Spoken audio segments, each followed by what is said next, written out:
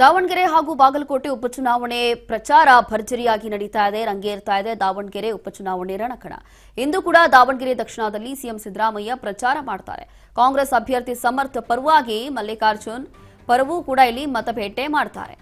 ಎಚ್ಎಎಲ್ನಿಂದ helicopter ಮೂಲಕ ದಾವಣಗೆರೆಗೆ ಪ್ರಯಾಣವನ್ನ ಬೆಳೆಸ್ತಾ ಇದ್ದಾರೆ.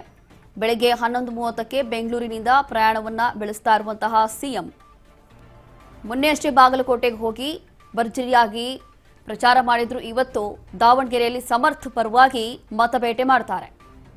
ರೋಡ್ ಶೋ ಮೂಲಕ ಮತಯಾಚನೆ ಮಾಡ್ತಾರೆ ಸಿಎಂ ಸಿದ್ದರಾಮಯ್ಯ. ಅಖ್ತಾರ್ ರಜಾ ಸರ್ಕಲ್ನಲ್ಲಿ ಸಾರ್ವಜನಿಕ ಸಭೆಯಲ್ಲೂ ಕೂಡ ಭಾಗಿಯಾಗ್ತಾರೆ. ಇಂದು ದಾವಣಗೆರೆಯಲ್ಲಿ ವಾಸ್ತವ್ಯ ಹೂಡಲಿದ್ದಾರೆ ಸಿಎಂ. ಇವತ್ತು ದಾವಣಗೆರೆಗೆ ತೆರಳುತ್ತಾ ಇದ್ದಾರೆ ಸಿಎಂ ಸಿದ್ದರಾಮಯ್ಯ. ಸುಮಾರು 11:15ಗೆ ಇವತ್ತು ಹೊರಡ್ತಾ ಇದ್ದಾರೆ. ದಾವಣಗೆರೆ ಪ್ರಯಾಣವನ್ನ ಬೆಳೆಸ್ತಾ ಇದ್ದಾರೆ.